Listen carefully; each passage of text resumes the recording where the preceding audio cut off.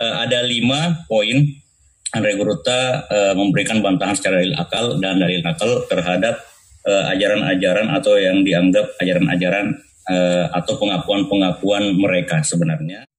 Nyambung kembali bacaan kitab kita, ya, kitab yang dikarang oleh Andre Guruta, guru besar dari tanah Bugis, ya, salah seorang guru besar dari tanah Sulawesi, yaitu kitab Al-Hidayah Al-Jaliyah ila Ma'rifati Al-Aqaid Al-Islamiyah. Al-Hidayah Al-Jaliyah, petunjuk yang jelas untuk mengetahui atau untuk mengenal akidah Islam yang benar. Sekarang kita sudah masuk ke Al-Faslu As-Sani, pasal yang kedua. Ini juga masih berupa pengantar. Tapi meskipun pengantar, ini ada erat kaitannya dengan akidah-akidah, khususnya kita ini sebagai masuk di dalam golongan As-Sawadul A'zam. Mana As-Sawadul A'zam itu golongan yang banyak.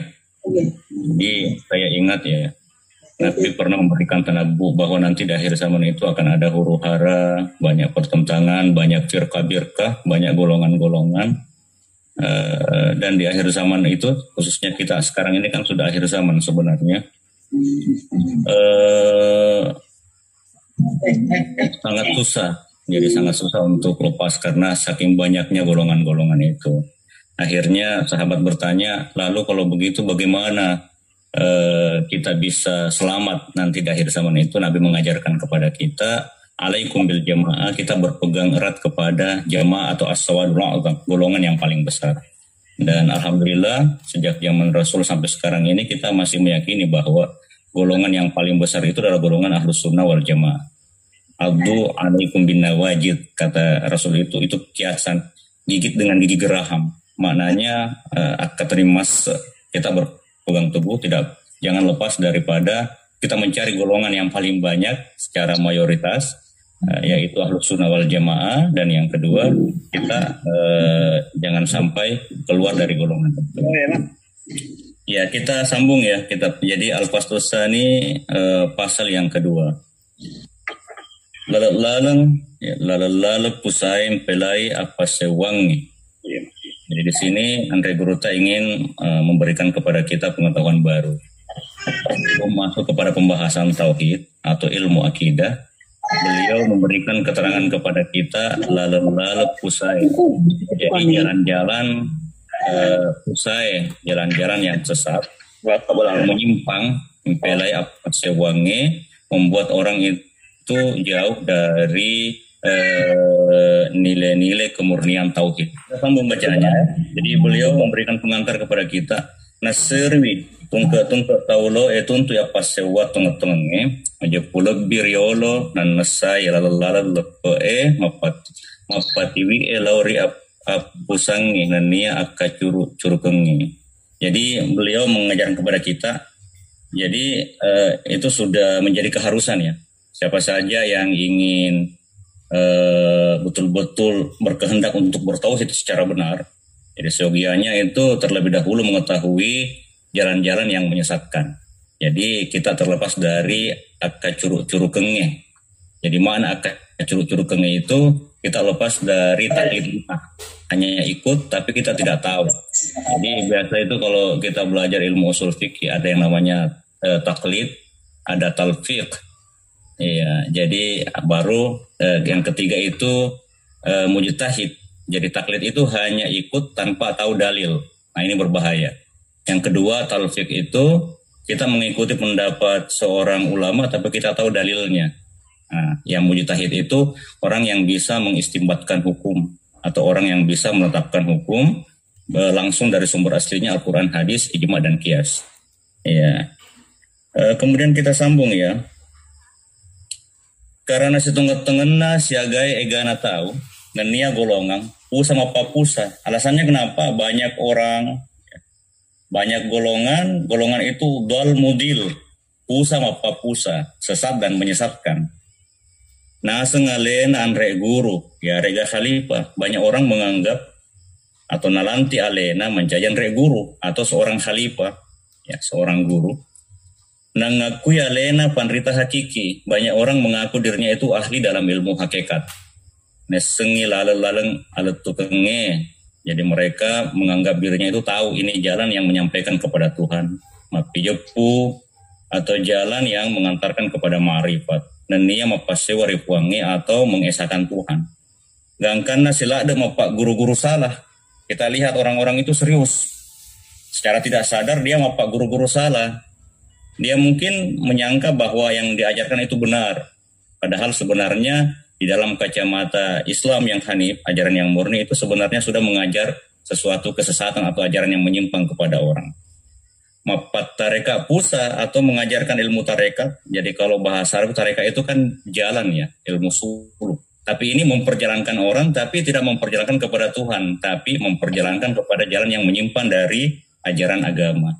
Dan karena siaga egana tahu apakah curu-curu. Ya, banyak orang yang dibuat saja mengekor atau membeo ya, mengekor saja nasabah penrep pagada salana karena ajaran-ajaran yang salah dan nia napa pusa atau buat tersesat nasabah apakah cinna nafsunna itu karena mengikuti turutan hawa nafsu orang yang mengajar. Wah ini makadai contoh ya. Kita di sini kita ikuti saja alur dari yang dituliskan oleh Regruta.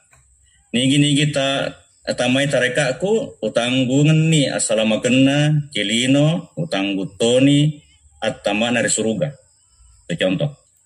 Siapa yang masuk ke dalam ajaran tarekat saya menjamin keselamatannya dunia akhirat. Saya jamin dia masuk surga. Ini yang pertama. Yang kedua, nigi makatan ni masa di tarekatku majepu makatan ni masa toni turifuangnya. Jadi siapa yang berpegang teguh ke dalam tarekat saya ini, berarti dia itu telah berpegang teguh kepada Tuhan. Temasaran itu rilino dan niari akhirat. Berarti dia sudah tidak akan pernah berpisah lagi dari Tuhan, dunia hingga akhirat. Yang ketiga, majepu tarekatku dei riramper rilana Al-Quran. Ajaran tarekat saya ini memang tidak disebutkan dalam Al-Quran. 30 gesokna 30 juz. Detoy rilana hadesna nabita juga tidak disinggung di dalam hadis-hadis yang disampaikan oleh baginda Rasulullah. Detoy rikita fikih. Kita juga tidak menemukan dalam kitab-kitab fikih. Karena sini bicara engkai rilana kita kurang rampewe karena semua yang disampaikan dalam Al-Quran hadis atau kitab-kitab fikih bicara syariat manemi itu hanya murni syariat saja. Nah iya tarekatku bicara hakiki tongeng-tongeng, sementara tarekat saya ini adalah ajaran yang murni membicarakan tentang ilmu hakikat semata. Itu yang ketiga. Yang keempat, ya, jadi di sini Regruta menyebutkan 5 contoh ya. Jadi pengakuan-pengakuan orang-orang yang bertarekat dan ini tentu menyimpang. Ya. Yang keempat, majepu tarekatku iyana matungka lisa tongeng-tongeng. Jadi tarekat saya inilah intisari daripada ajaran Islam yang benar. Nigi gide na utamaiwi de panolongi lisa tongeng-tongeng. Jadi siapa yang tidak masuk ke dalam ajaran tarekat saya ini atau perguruan tarekat saya ini berarti dia belum mendapatkan intisari atau isi daripada ajaran Islam. Karena majepunna napa guruange topan ritae uli-uli nama namanya. Karena yang diajarkan oleh guru-guru syariat itu hanya semata-mata kulit ajaran agama saja.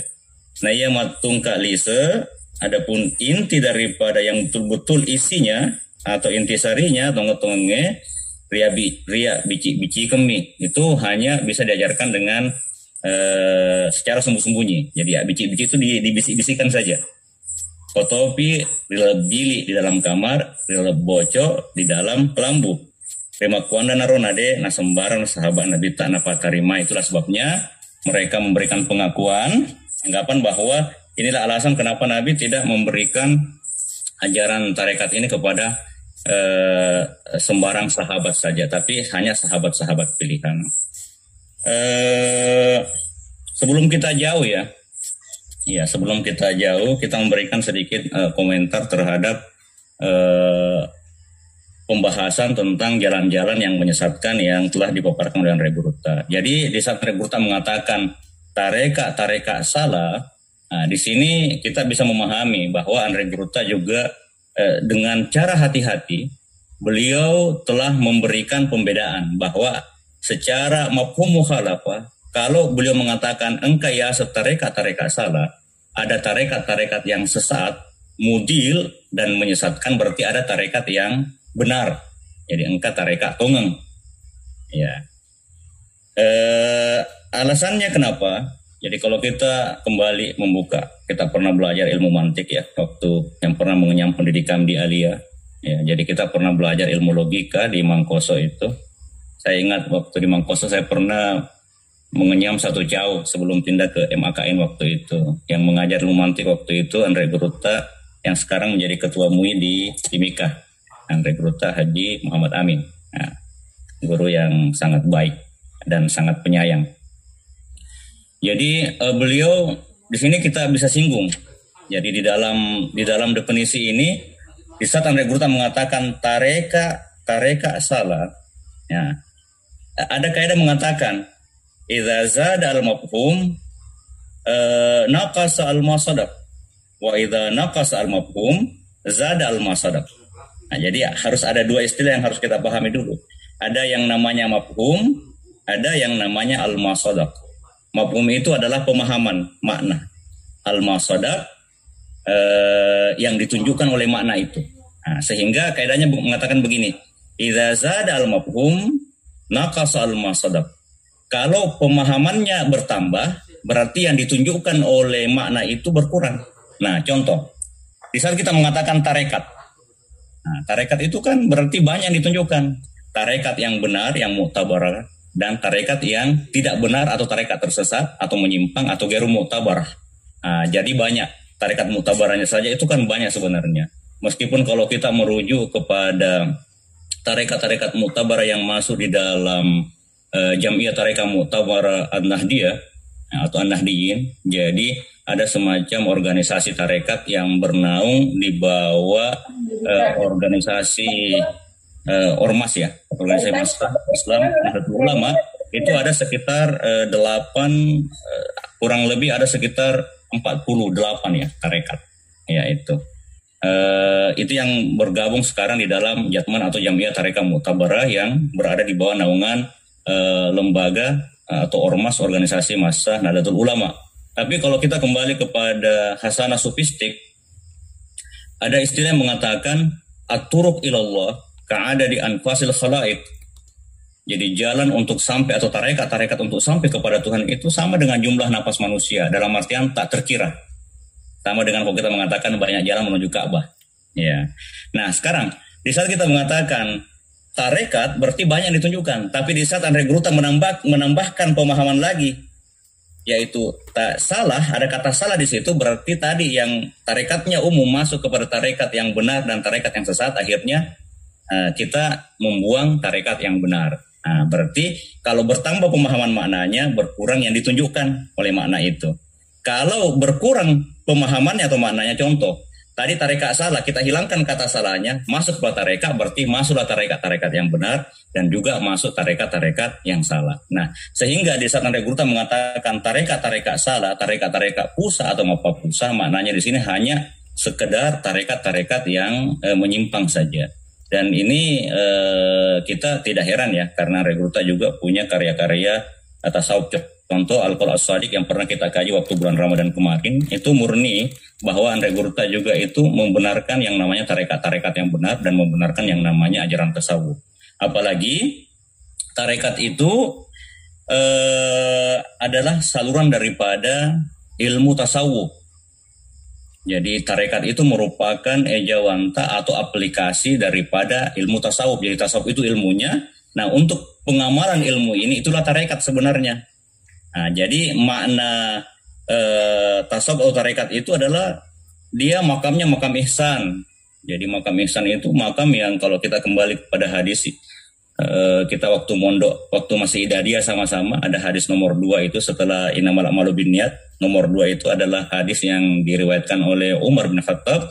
Di situ kita semua paham ya, bahwa Jibril pernah datang kepada baginda Rasul meniru wajah sahabat Dihya Al-Kalbi, menanyakan tentang iman, Islam, dan ihsan. Nah, untuk iman inilah itu ilmu tauhid atau ilmu akidah.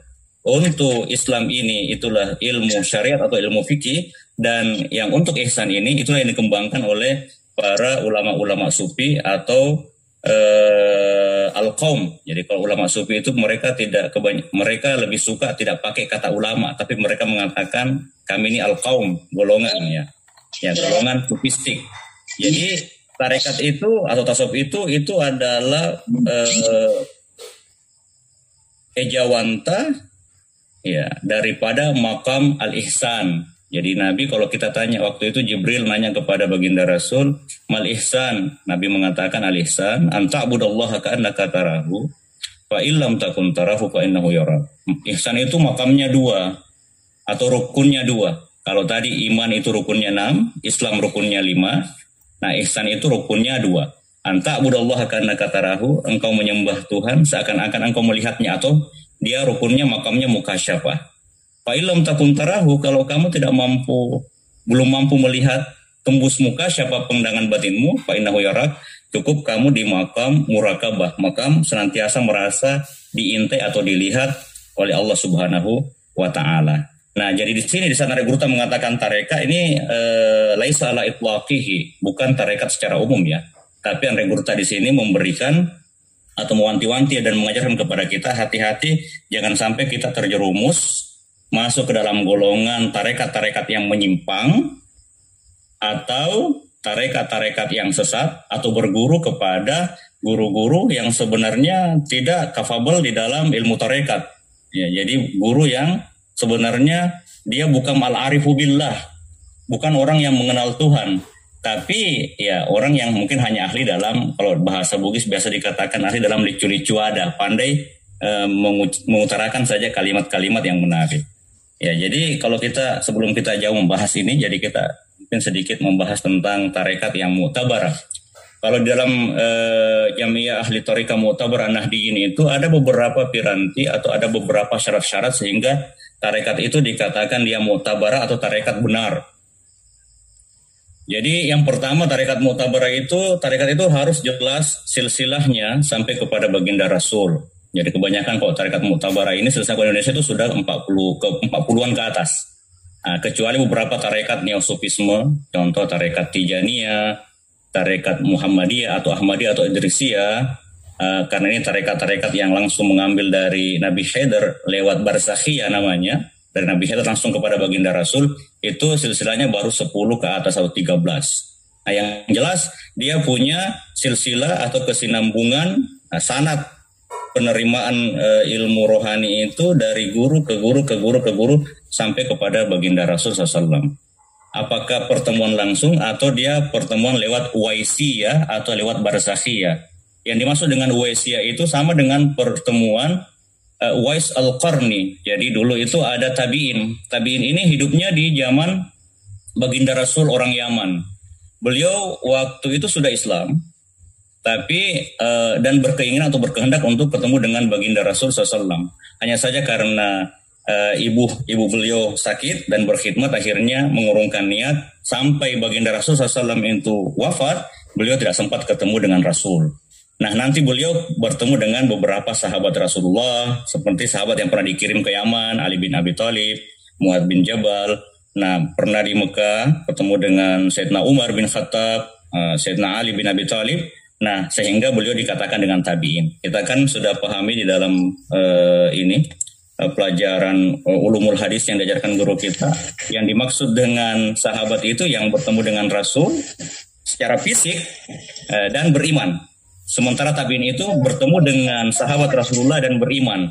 Jadi Uwais Al-Qarni meskipun beliau hidup di zaman Rasulullah, tapi secara fisik tidak ketemu, tapi secara batin sudah ketemu dengan Rasulullah. Dan bahkan Nabi memberitahukan kepada sahabat, ada orang yang namanya Uwais Al-Qarni, wahai Umar dan wahai Ali, nanti kalau saya sudah wafat, cari orang ini dan minta doa kepada orang itu, karena orang itu mujabud dakwah, orang itu Uwais Al-Qarni itu diterima dakwanya oleh Allah Subhanahu wa taala. Nah, inilah, jadi dalam tarekat itu ada yang namanya tarekat Uwaisiyah. Jadi ada pertemuan batin, dan ini pernah dicontohkan oleh baginda Rasulullah Shallallahu Alaihi Wasallam. Yang jelas kita paham bahwasanya tarekat itu Andre Guru tadi saat menyinggung kata tarekat di sini itu bukan secara umum, tapi hanya tarekat-tarekat yang menyimpan dari ajaran Islam saja. Oke, kita sambung ya.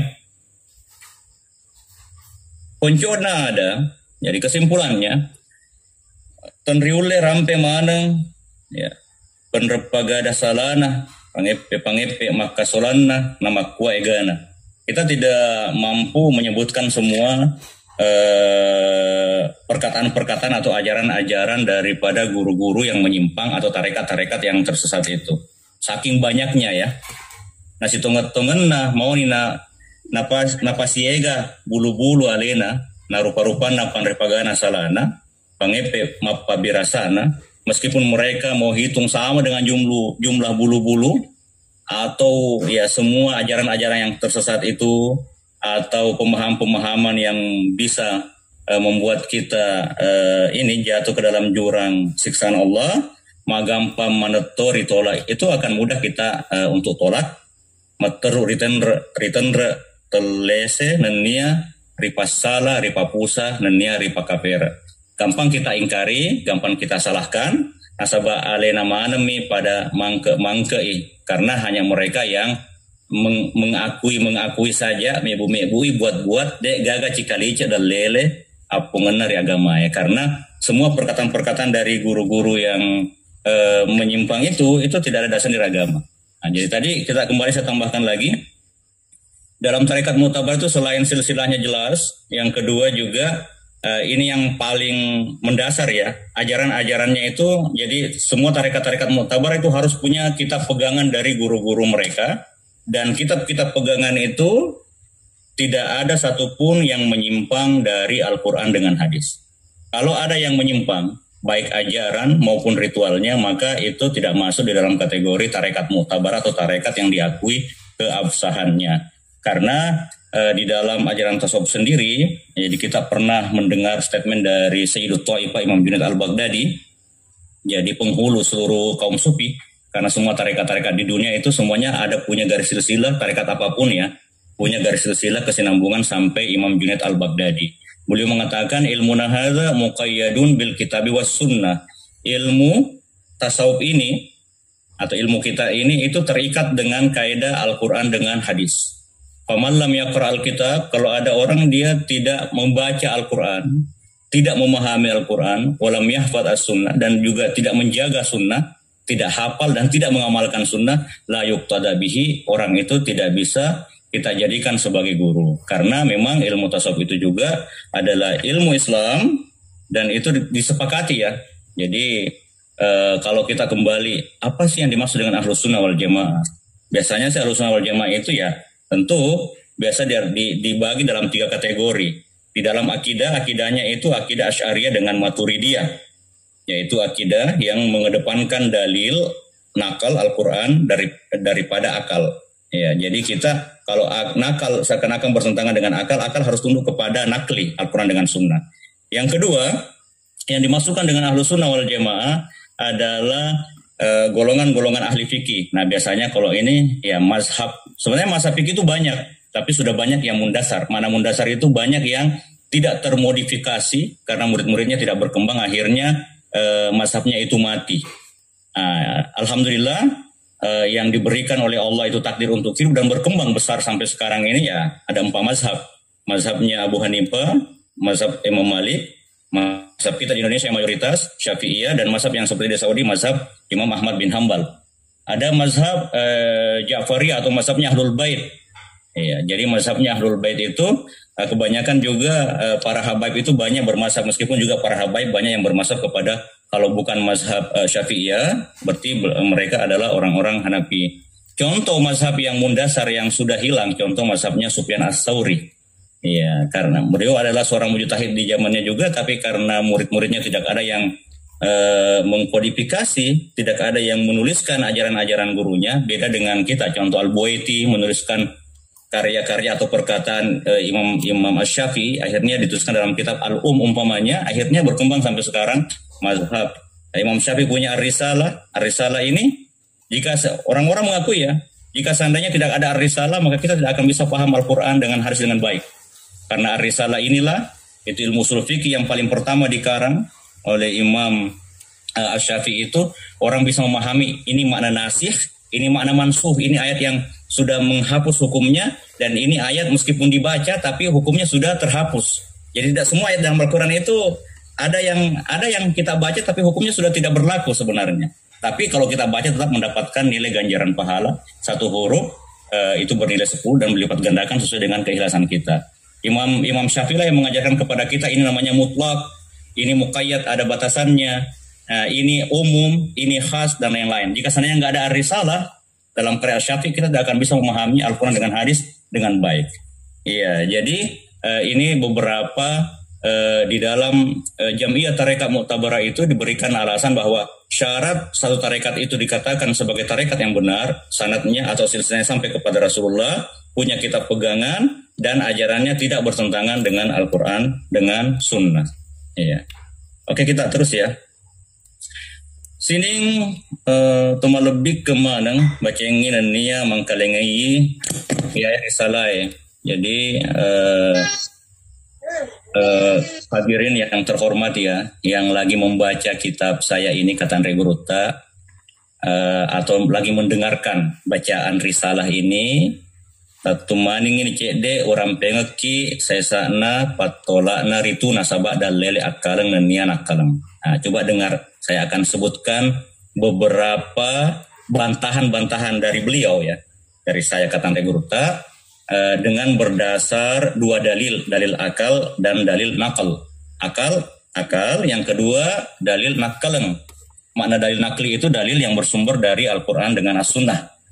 Serakuamengi tapake gune nareko perluin. Ya, semoga saja bermanfaat. Siapa tahu kita pernah menemukan ajaran-ajaran ini, kita bisa pakai di dalam akidah kita. Oh, ini salah.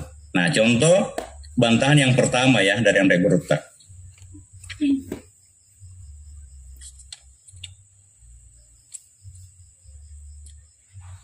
Tadi dibaca yang pertama bahwa di antara tanda-tanda tarekat yang sesat itu dia menjamin keselamatan kepada muridnya, dan yang kedua menjamin muridnya masuk surga. Nah, seakan-akan surga itu sudah di tangan mereka. Nah, jadi dibantu oleh Reguruta dengan perkataan ini. Ale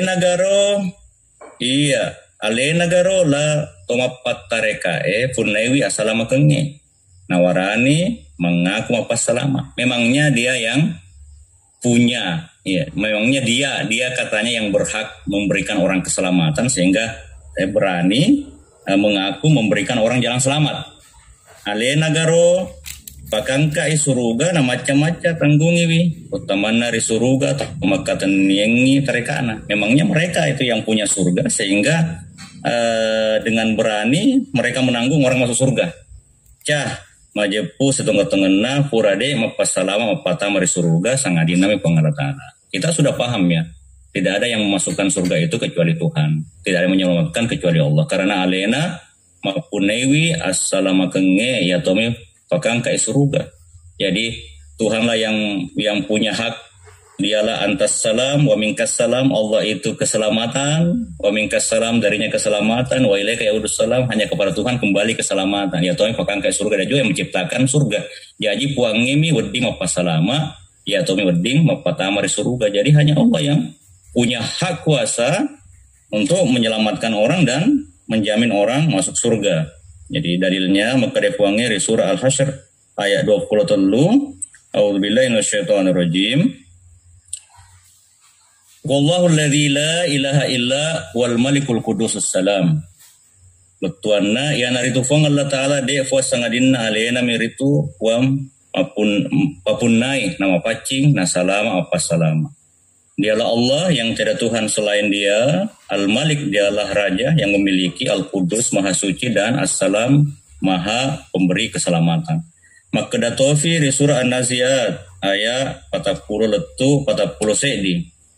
Wa amma man khafa maqama rabbih wa nahan nafsa 'anil hawa fa innal jannata hiyal ma'wa. Betuanna naya tau metoengi atau tungenna fuanna betuanna parentana ritu nana pesang kaiwi nafsunna empelai cinnana majepu suruga ya naro aren rengenna mati.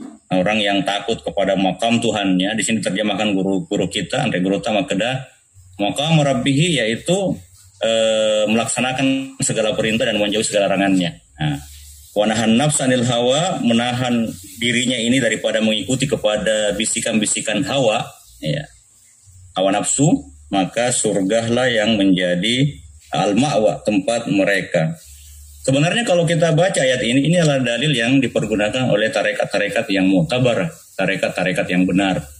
Jadi di dalam ajaran tarekat yang benar itu, yang pertama, itu mengajarkan kepada murid-murid itu untuk al-khawf, makam al-khawf. Makam al-khawf itu makam takut kepada Tuhan.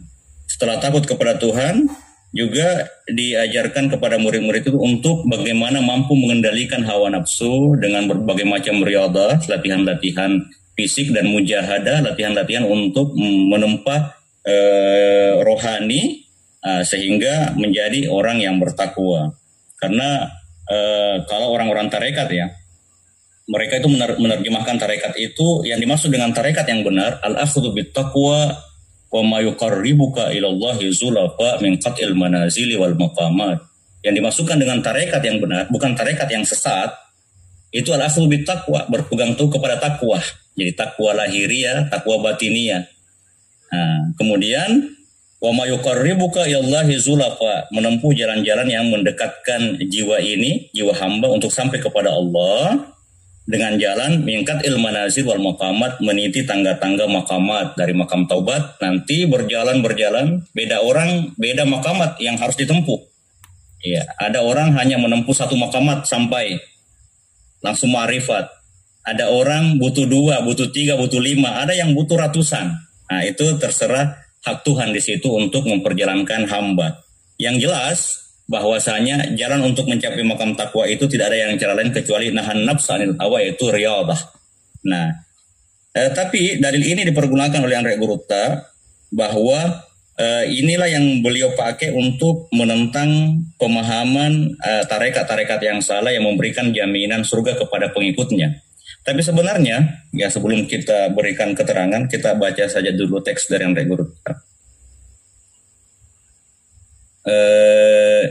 Jadi oleh kunie rifahang rima jepunna de mapas salama maputta marisuruga sangadinna mifuange.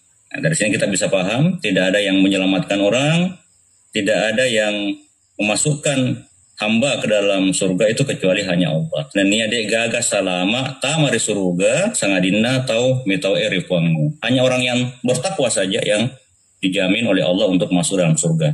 Nama jepu toma patareka salae tahu narifuangnya, orang yang mengajarkan tarekat-tarekat yang menyimpang itu sebenarnya orang yang kurang bertakwa kepada Tuhan. Ya, karena nafsu nami simata naturusi, karena hanya mengikutkan dorongan-dorongan hawa nafsu. Jadi sebenarnya kalau kita sudah bisa paham ya. Jadi yang ditentang oleh Andre Gurutta ini adalah guru-guru atau aliran-aliran tarekat yang sesat, yang tidak jelas, punya kesinambungan silsilah sampai kepada Rasulullah dan memberikan ajaran-ajaran yang bertentangan dengan Al-Quran dengan hadis. Kalau ajarannya dia punya silsilah dan ajarannya itu murni berdasar dari Al-Quran dan hadis, dan itulah tarekat-tarekat yang mu'tabarah dan diakui sebagai Ahlus Sunnah wal Jamaah. Ya, jadi kalau tadi kita jelaskan Ahlus Sunnah itu ada 3 macam golongan ya. Kalau akidahnya Asy'ariyah Maturidiyah, fikihnya 4 mazhab, kemudian kalau di dalam ilmu tasawufnya sebagai makam ihsan itu mengikuti tasawuf Imam Junaid atau Imam Al-Ghazali. Ya, itulah. Jadi di sini sebenarnya kalau kita mengaca kepada pemahaman, kalau kita artikan tarekat sesat, nah ini bantahan Andre Gurutta berada pada tempatnya. Tapi kalau kita arahkan kepada tarekat-tarekat yang benar, itu sebenarnya hanya khilafun lafzi saja atau pertentangan, seakan-akan ada pertentangan tapi dari segi teksnya saja. Ya, karena di saat ya sebenarnya begini ya. Kalau kita lihat orang-orang Asy'ariyah, orang-orang Maturidiyah, mereka mengatakan bahwa inilah ijtihad kita sesuai dengan dalil-dalil yang kita pergunakan dari Al-Quran dengan hadis, ijma dan qiyas. Karena 4 macam ini dalil yang disepakati. Ada lagi dalil-dalil lain yang tidak disepakati. Nah, jadi banyak ulama-ulama, contoh Al-Istihsan, Masalih Mursalah, ya syar'u man qabla dan lain-lain, ini dalam pembahasan usul fikih ya, bukan di sini pembahasannya, itu dalil-dalil yang tidak disepakati. Nah, tapi ada 4 sumber dalil yang disepakati, Al-Quran, hadis, ijma' dan qiyas. Nah, mereka berijtihad dan mereka mengatakan insya Allah pemahaman orang-orang Asy'ariyah inilah yang galabatuz zan, besar, hampir mencapai taraf keyakinan, tapi belum sampai ya, baru zan, bahwa inilah yang benar. Insya Allah kalau ikut kepada jalan ini, nanti kita bisa dijamin masuk surga. Begitu juga dengan ulama-ulama besar mazhab dalam fikih. Siapa yang mengikuti secara syariat ajaran dari salah satu daripada 4 mazhab fikih yang besar ini, apakah Hanafi, Maliki, Syafi'i atau Hambali, insya Allah secara syariatnya aman, dan insya Allah inilah ijtihad. Kalau mereka menjalankan berarti sudah menjalankan separuh daripada agama, yaitu secara syariat, dan itu bisa menjamin nanti masuk surga. Nah, begitu juga orang-orang ahli tasawuf atau orang-orang tarekat yang mu'tabar, tarekat yang benar ya, bukan tarekat yang sesat. Mereka juga sebagaimana para mutakallimin ahli ilmu kalam itu berijtihad, sebagaimana para ahli fikih ya, mereka juga berijtihad, mereka juga di dalam ilmu hakikat juga sebenarnya memiliki beberapa hal-hal yang mereka berijtihad di dalamnya, dan mereka mengatakan kalau umpamanya ilmu tauhid itu adalah keyakinan, masalahnya di hati. Nah, kalau ilmu fikih itu adalah bagaimana kita mampu mempatrikan ajaran agama itu dalam lahiriah kita. Nah, sementara ilmu tasawuf itu bagaimana hati ini akan terpatri, atau pemahaman kita ini terpatri di dalam lahir batin kita, di dalam kejiwaan kita. Nah, mereka juga berijtihad dan mereka mengatakan kalau, dan ijtihad ini sesuai dengan sumber Al-Quran, hadis, ijma' dan qiyas juga. Dan mereka mengatakan kalau Anda mengikuti ini, insya Allah galabatuz zan, besar kemungkinannya hampir mencapai taraf yakin. Jadi dia bukan syak ya. Jadi kalau kita biasa di dalam pemahaman itu kita bagi. Yakin itu full 100%. Nah, zan di bawahnya 90 lah. Kemudian ada syak tengah-tengah. Syak itu 50-50. Ya, kalau zan itu, nah ini ijtihad. Kalau yakin itu tidak ada ijtihad di situ. Karena di dalam agama itu terbagi 2. Ada yang ma'urifa minad dini bid-darurah, ada hal-hal yang memang tidak bisa diperdebatkan lagi, dia jelas di dalam agama, tidak ada pertentangan. Contoh salat subuh 2 rakaat, salat subuh itu terbit fajar ya sampai naik matahari contohnya kan. Salat duhur 4 rakaat, Tuhan itu Allah, Tuhan itu Esa. Nah, itu kan adalah hal-hal yang tidak ada pertentangan di dalamnya. Tapi di dalam agama itu juga banyak hal yang dia masuk dalam kategori zan. Nah, kategori zan inilah sengaja Tuhan memberikan dia abu-abu. Apakah zannya itu kebanyakan dalam hal dalalah yang ditunjukkan. Nasnya sama, ayatnya sama, tapi dalam memahami ayat dan dalam memahami nas itu karena berbeda-beda petunjuk yang dilihat oleh seseorang, akhirnya banyak menimbulkan perbedaan pendapat, lahirlah banyak mazhab. Begitu juga sebenarnya di dalam ilmu tasawuf ini. Mereka dalam ilmu tasawuf tidak semuanya juga ma'urifa minad dini bid-darurah, tapi ada beberapa hal-hal yang sebenarnya itu adalah masalah ijtihad. Nah, jadi di saat Andre Guruta itu menentang orang yang menjamin masuk surga, sebenarnya itu perbedaan lafzi saja. Kalau umpamanya ulama-ulama ini baik mutakallimin, ahli fikih atau ahli tasawuf, selama mereka berpegang kepada Al-Quran, hadis, dan mereka mengatakan insya Allah kalau Anda mengikuti jalan ini Anda akan masuk surga, itu adalah bagian daripada ijtihad mereka. Nah ya, ijtihad. Apalagi ada hadis yang mengatakan idza ijtahadal mujtahidani, kalau ada seorang mujtahid ulama besar berbeda pendapat, fa in asabah, siapa yang benar dapat 2 pahala, falahu ajran. Wa in akhta, kalau salah, falahu ajrun wahid, maka orang itu tetap dapat 1 pahala. Jadi permasalahan zan dalam agama, dan itu lebih banyak daripada permasalahan yang yakini sebenarnya, itu memang sengaja dibuka Tuhan selama dia tidak bertentangan dengan nilai-nilai paten di dalam Al-Quran dengan As-Sunnah. Jadi sebenarnya kalau ada yang mengatakan dijamin masuk surga, kalau dia aliran mutakalliminnya Asy'ariyah, Maturidiyah, aliran fikihnya kepada 4 mazhab ini, aliran tasawuf yang ikut kepada tasawufnya yang diajarkan Junaid al-Baghdadi, Imam al-Ghazali dan yang lain-lain, ulama-ulama sufi yang lain, itu sebenarnya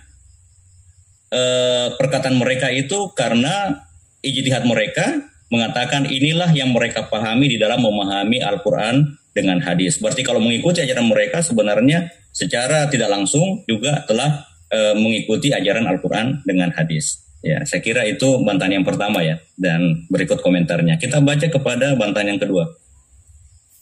Akuram lebih egarona setareka nagang kana rekor ya kata niwi kata nimas atau niripang. Memangnya tarekat itu Quran. Ya, sehingga mereka mengaku-ngaku kalau mereka berpegang teguh kepada tarekat mereka itu berarti mereka sudah berpegang teguh kepada tali Tuhan juga. Nah, ini bantahan kepada tarekat yang sesat ya. Nareko nangakui akurangin asap tarekana majepu mabela itu. Nah sabak dia gaga riak kurangnya sewai ayah rampai tarekana. Kalau umpamanya kita mengatakan bahwasanya tarekatnya itu adalah diakui oleh Al-Quran, Andre Guru tak memberikan bantahan. Wah, kalau begitu berarti mabela itu sudah jauh dari kebenaran. Alasannya apa? Nasabah deh gagar ya kurangnya sewe ayat rampe tarekat. Nah, karena di dalam Al-Quran tidak ada ayat yang menyebutkan tarekatnya. Di sini tanda kutip ya.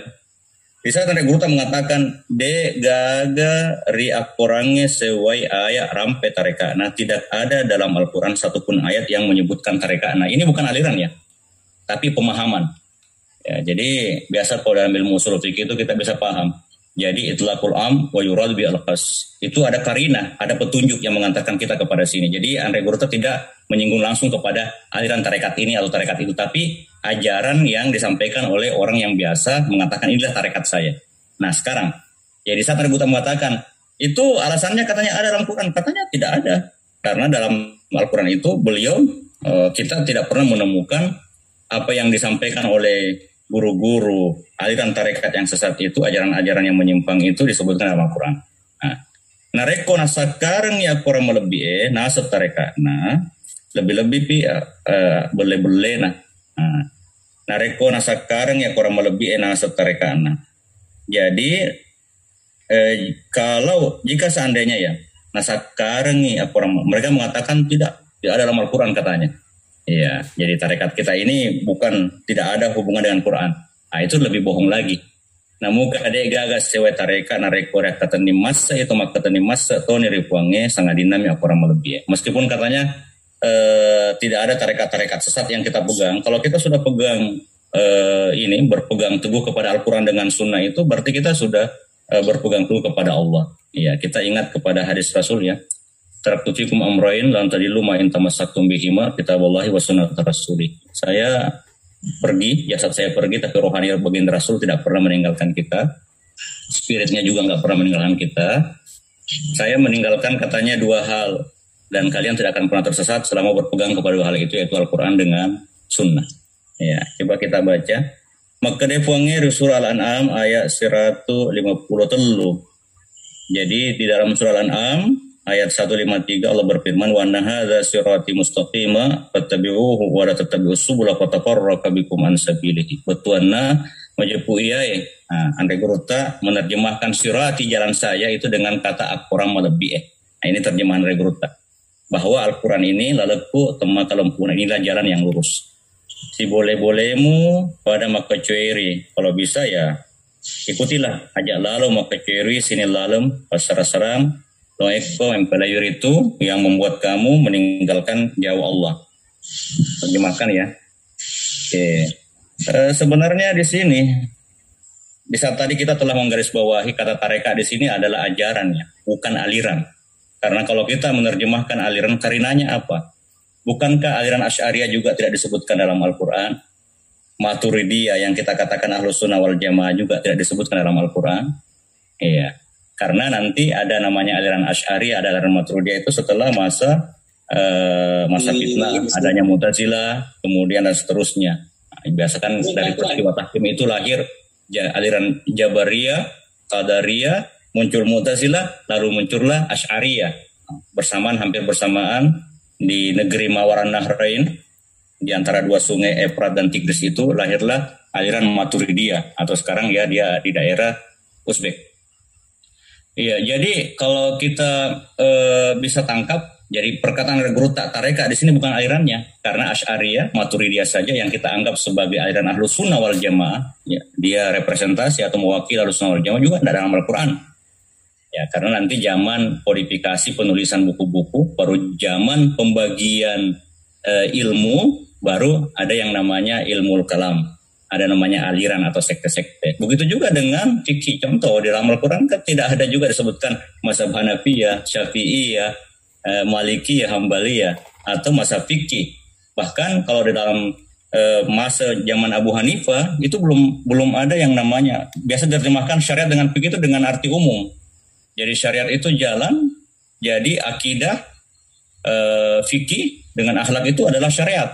Nah, nanti di zaman abad ketiga, abad keempat, di saat orang menggalakkan ada namanya pembagian ilmu, jadi ada kelas-kelas ilmu, kemudian ada zaman kodifikasi, sudah ada penulisan kitab-kitab, baru ada yang namanya ilmu fikih, dan ada yang namanya mazhab sebagai saluran yang memberikan penjelasan lebih lanjut terhadap ilmu syariat atau ilmu fikih. Begitu juga dengan ilmu tasawuf. Di saat orang sudah menggalakkan penulisan ilmu kalam, penulisan ilmu fikih, akhirnya juga muncullah ulama-ulama sufi atau al-qaum sebagaimana yang tadi kita sampaikan. Mereka juga menuliskan tentang atau memberikan pembahasan lebih mendalam tentang ilmu suluk atau ilmu yang membahas tentang batin atau ilmu tasawuf itu sendiri.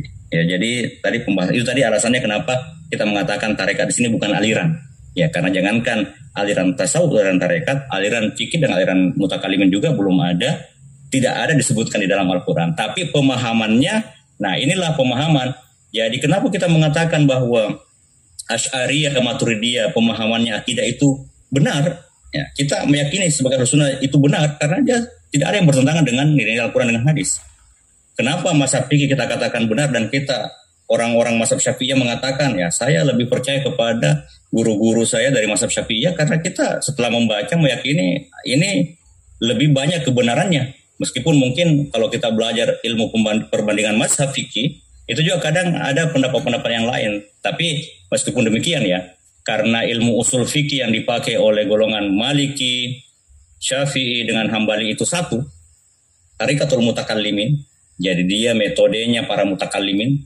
Jadi dia lebih langsung membuat dulu usulnya, baru cari buat cabang-cabangnya. Beda dengan tarekatnya mazhab Hanafiyah, dia tarekatnya itu tarekat fuqaha namanya. Dalam artian langsung buat cabang-cabang dulu, contoh-contoh, baru setelah banyak contoh yang terjadi, banyak contoh-contoh kasus, baru dia buatkan usulnya, buat kaidahnya. Nah, sehingga kita tidak heran, kadang mazhab Hanafi itu di dalam pendapat-pendapat, baik masalah fikih ibadah, fikih muamalat kebanyakannya, atau fikih qada dan lain-lain, itu kebanyakan dia berbeda sendiri dengan jumhur. Nah, sehingga biasa dikatakan pendapatnya jumhur, ulama Maliki, pendapatnya ulama Syafi'i, ulama Hambali, dan mazhab-mazhab yang lain itu kadang dia satu, sementara mazhab Hanafi kadang berbeda. Karena kenapa? Tarikat atau metode di dalam istinbat hukumnya itu berbeda.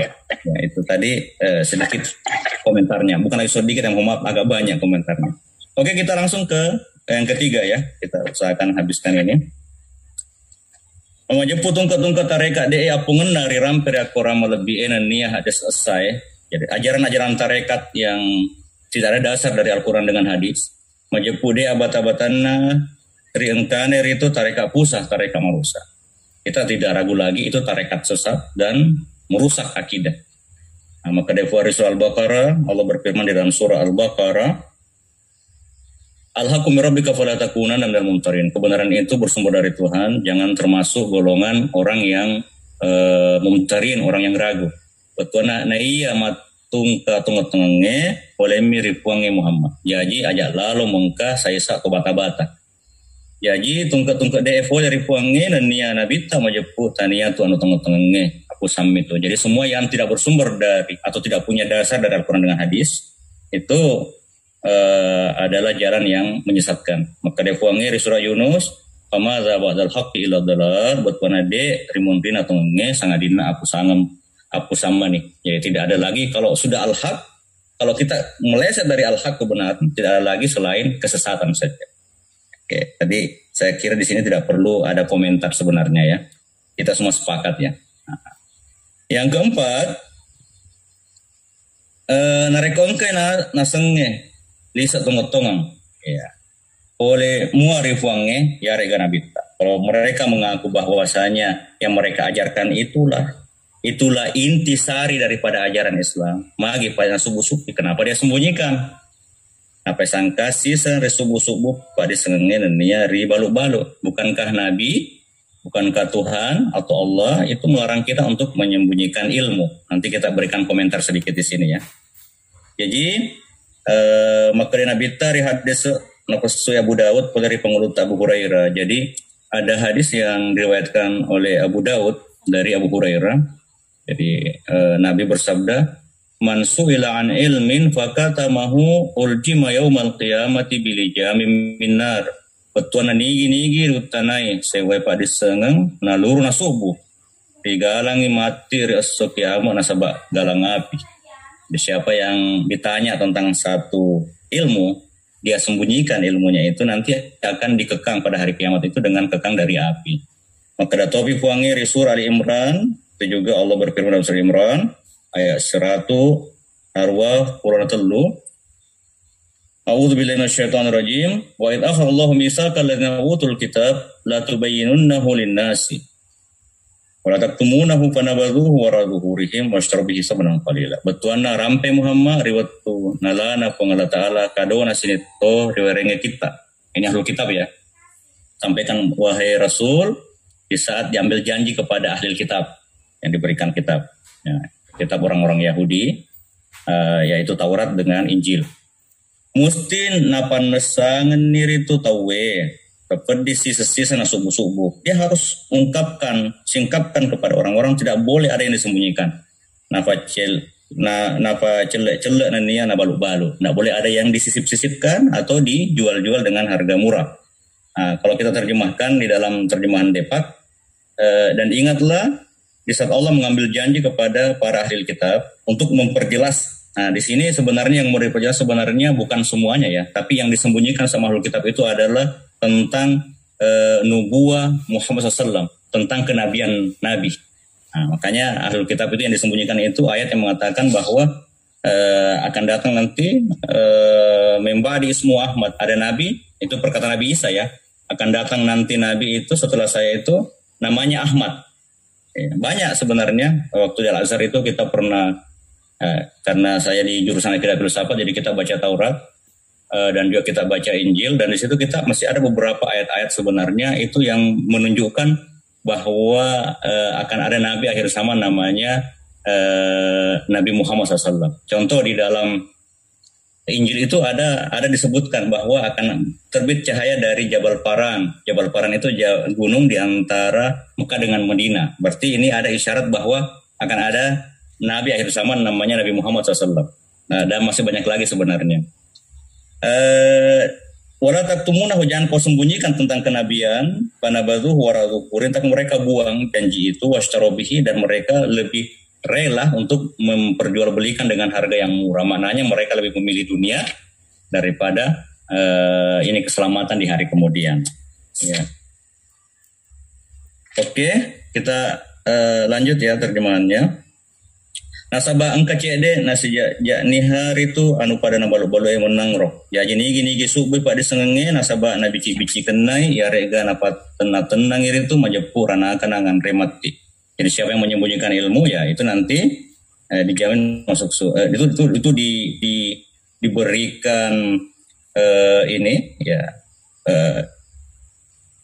diberikan apa ditakut-takuti ya kan ya diancam untuk masuk ke dalam neraka. Di sini sebenarnya ada yang perlu kita ini ya berikan komentar sedikit. Ya. Jadi bukan hanya tarekat yang sesat saja yang sebenarnya. Mereka sebenarnya di dalam tarekat yang benar juga sebenarnya itu tidak dijajakan dengan sama dengan ilmu-ilmu zahir yang lain. Ya, dan itu dalilnya atau dasarnya juga jelas di dalam Al-Quran dengan hadis juga. Iya. Contoh ya di dalam hadis Nabi sendiri berpesan, "Khatibun nas ala qadri uquli." Kalau kamu menyampaikan satu kepada orang itu sesuai dengan kapasitas akal. Nah, kalau kita berbicara akal itu kan bisa diterjemahkan. Ada akal pikiran, ada akal rohani. Jadi sesuai dengan kapasitas pikiran dan jiwa orang itu. Kalau orang itu tidak sampai aturiduna ayyukadzibullah wa rasulah. Nah, ini sebenarnya kecaman dari Nabi kepada para dai-dai atau punya yang ilmu. Jadi kita menyampaikan ilmu itu atau pesan itu sesuai dengan kapasitas orang yang menerima atau mentransfer ilmu dari kita. Nah, inilah alasan kenapa orang-orang sufi itu juga di dalam memberikan transfer ilmu ini itu punya cara sendiri. Bukan disebut, mereka tidak sembunyikan, mereka tetap sampaikan, tapi dengan cara orang meminta sehingga betul-betul orang nanti akan menghargai ilmu itu. Iya. Imam Al-Ghazali sendiri juga punya statement ya. Jadi ada beberapa masalah itu, bahkan ada dalam bukunya itu, ada beberapa ilmu al-madnun li ghairi ahli. Ada beberapa permasalahan yang ini al-madnun tidak boleh kita singkapkan kecuali kepada orang yang berhak. Nah, ini dikuatkan oleh salah satu guru sufi, Imam Sa'ad As-Sari, bahwasanya ilmu itu al-ulum salah satu ulumin. Ilmu itu sebenarnya bisa dibagi dalam 3 kategori. Jadi ada ilmu zahir, ada ilmu zahir, yabzuluhu liyahzur zahir. Itu kita bisa bagi-bagi kepada semua orang. Yang kedua ada yang namanya ilmu batin. Ada ilmu batin, ini sudah masuk ke dalam sedikit. La yang bagi izharuhu illa jahil batin. Ilmu ini memang tidak boleh disampaikan kepada orang yang memang kapasitas batinnya sudah mampu menerima.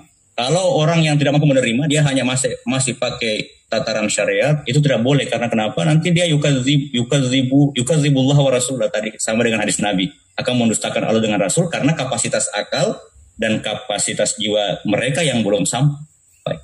Bahkan yang ketiga, ilmun bainana wa bainallah, ada ilmu khusus antara kita hanya dengan Tuhan saja. Itulah yang bagi izharuhul yahad, itu tidak boleh kita singkapkan kepada yang lain. Biasa kalau kita baca Ihya Ulumuddin ya, itu Imam Al-Ghazali di dalam Ihya itu membagi 2. Ilmu itu 2 macam. Ada namanya ilmu muamalat, ada ilmu mukasyafat. Ilmu muamalat itu ya sudah, ilmu muamalah itu yang bisa dicerna oleh akal dan itu bisa dibagi-bagi. Tapi kalau sudah sampai kepada ilmu mukasyafat, Imam Al-Ghazali dalam Ihya itu banyak itu. Kalau kita baca, beliau mengatakan ini mimbabil mukasyafat, ini bagian bab mukasyafat, itu tidak boleh kita berikan kecuali yang ahlinya saja.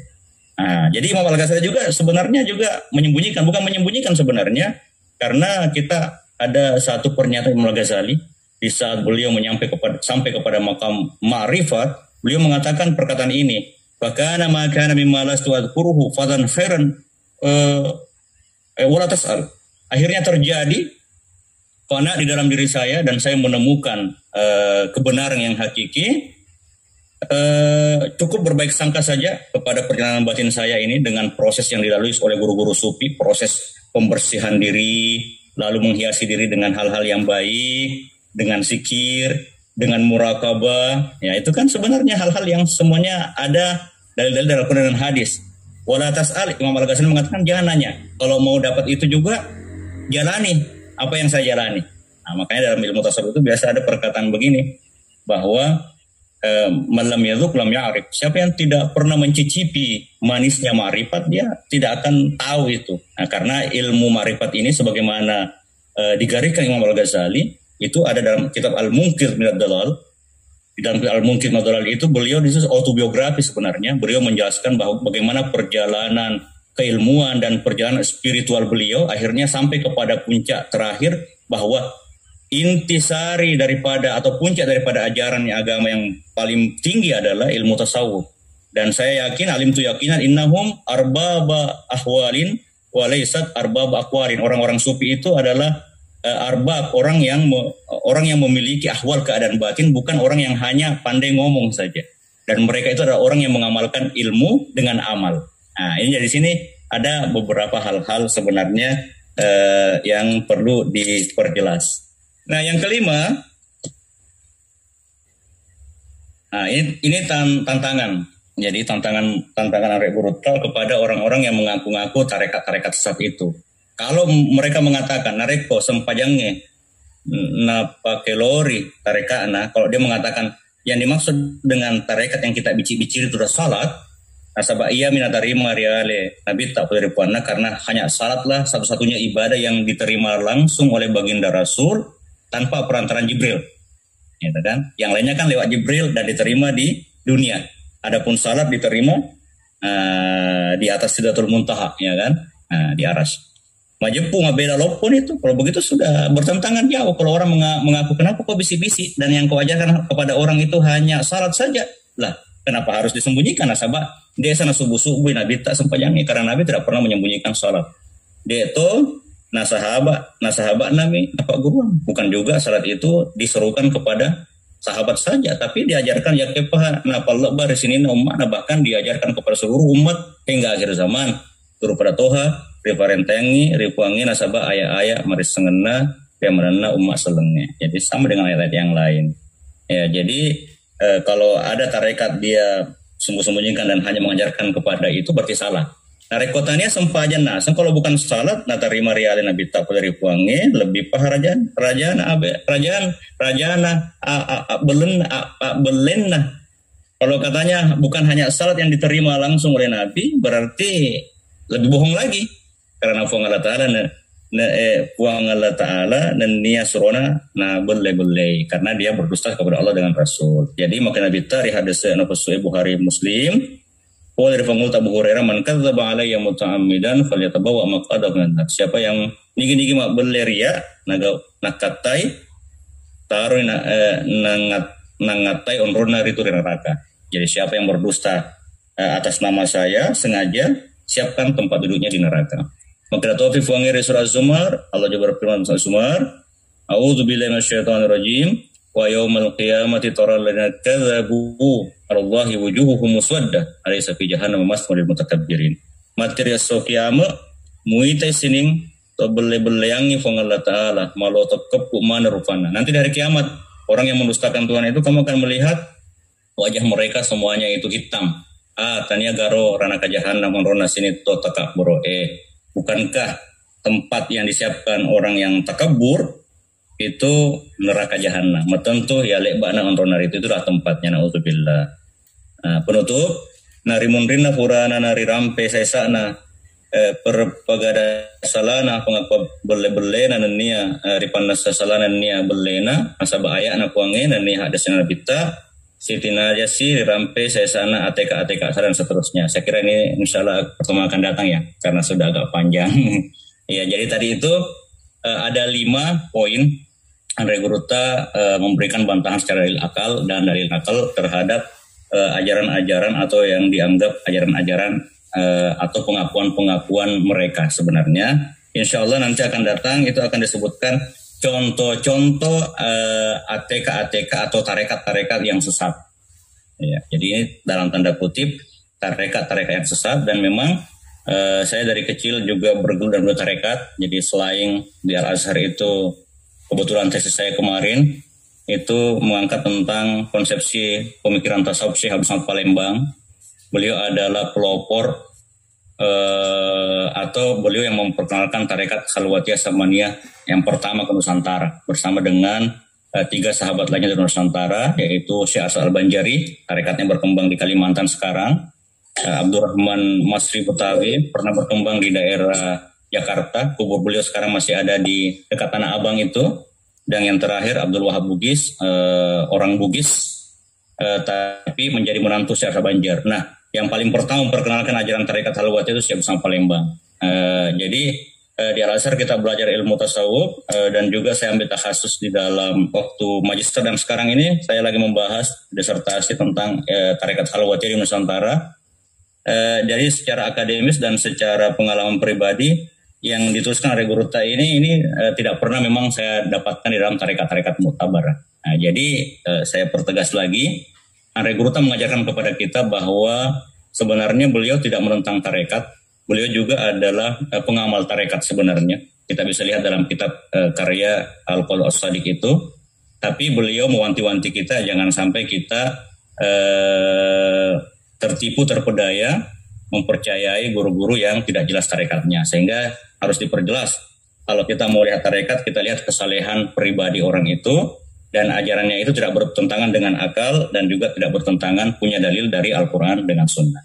Saya kira cukup demikian untuk baca kitab kita malam ini. Lebih kurangnya mohon dimaafkan. Saya kembalikan kepada Andre Gruta Andi Topik. Assalamualaikum warahmatullahi wabarakatuh.